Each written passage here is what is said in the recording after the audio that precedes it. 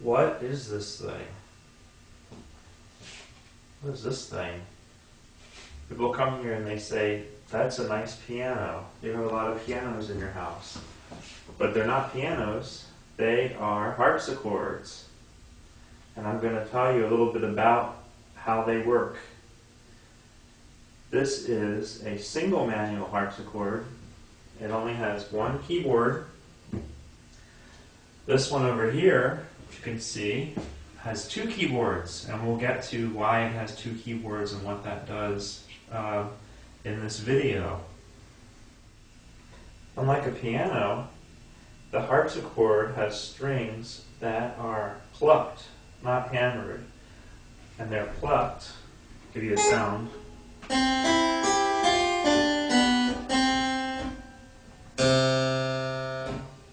They're plucked by these things called jacks, and what I'm showing you now are these plastic jacks. And each plastic jack has in it a little tiny thing that looks like a bit of like a guitar pick made out of plastic.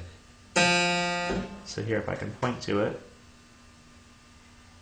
that itself right there is the actual pick that I'm touching with my fingernail. This felt thing is a damper that comes down, and when the string, when I'm done playing it, I drop the damper and it mutes the string.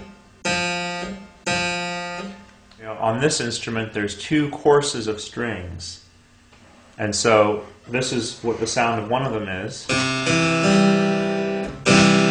Alright? And then, much like a 12-string guitar, you can have a second set turned on, and you can have two at once for a much richer sound. For each key that I'm pressing, two jacks go up and pluck the strings, and if I play slowly enough like this, you can see it happening one at a time. But usually when you play so quickly that they both sound at the same time, you can't really tell it's happening. I'm going to pull one out of the socket and show you what it looks like though. This whole thing is called the jack, and when you press down the key, a lever, wooden lever, goes and pushes up on this jack, and this is what it looks like up close. That's the plectrum, that little guitar pick. This thing in the back is called the tongue. And there's the felt damper, and the whole thing is the jack. Okay, so now the jack rail is back on it. So this is what the back 8 sounds like, the stronger sounding one, less nasal one.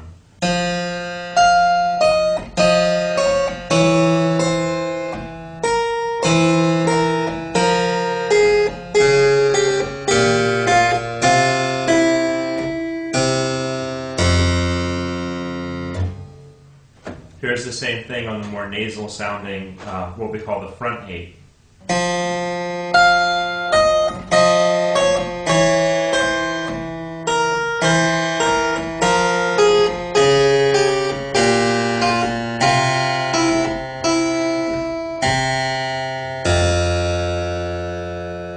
Now if you put them all together, you get this.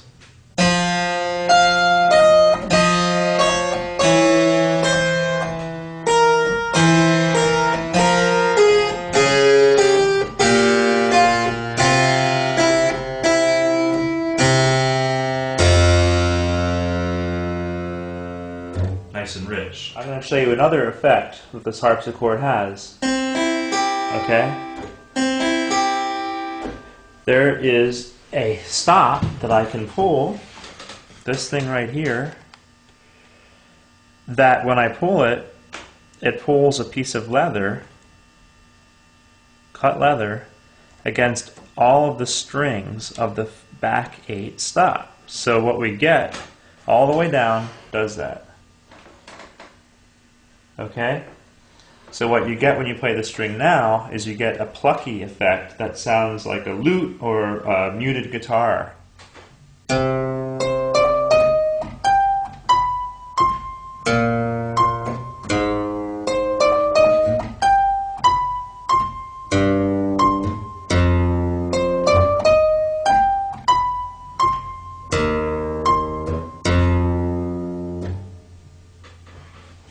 Now this harpsichord is a double manual, 2-keyboard harpsichord with reverse keys, because that's what was the style in some places and sometimes.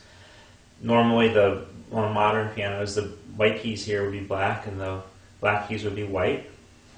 This has been nicely painted, as is the custom. The builder of this instrument was William Dowd, and he painted the soundboard. He said, "I'm the Grandma Moses of soundboard painters." And he got permission to paint this one. Sometimes the lid is painted, and that can be quite elaborate, but this is just nice and plain. It goes with the rest of our mission furniture. This golden thing here in the hole, sound hole, is called the rose. They're all different. Every harpsichord's different. Okay, so this harpsichord is more elaborate than the other harpsichord. It has 2 sets of strings that are the same as the other harpsichord. It has 2 eights. So this is what one of the eights sounds like.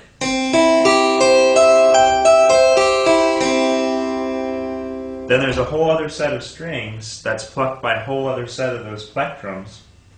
And these have a more nasal quality.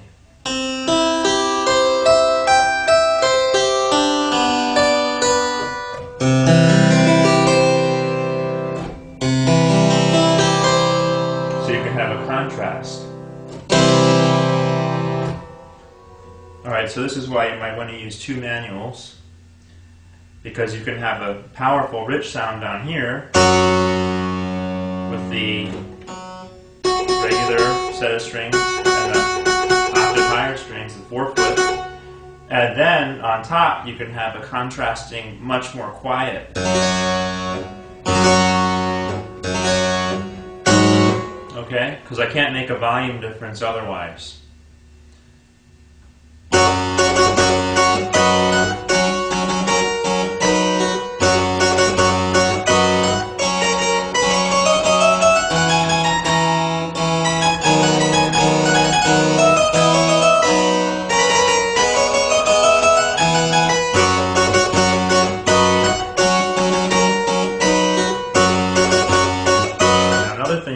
This one is that you can couple the 2 keyboards together, and this is why you have 2 keyboards. Look, I push this in, and now when I play this keyboard, I'm going to get the strings from this keyboard playing with the strings of this keyboard at the same time.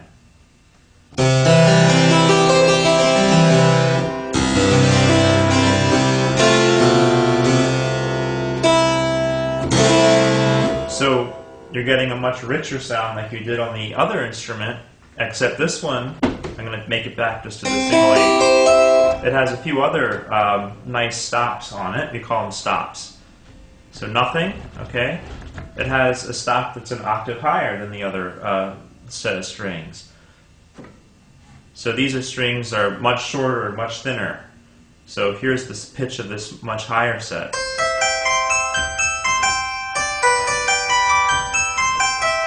Now you can couple that together with the original longer set of strings and get the note and an octave higher. Without it.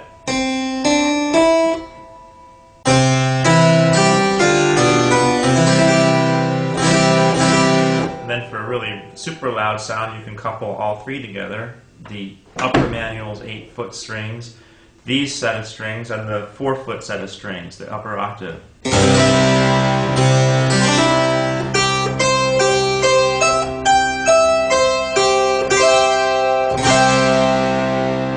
That's about as loud as the instrument gets.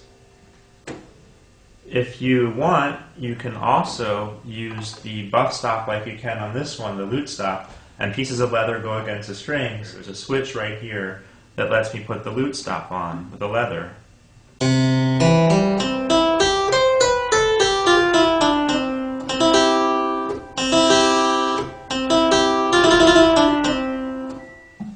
There's one more stop that the instrument has, which is a really nice stop called the pot de buff. And that one, instead of the plectrums being made out of plastic, like little guitar picks, they're actually made out of pieces of leather. Plucking with the leather.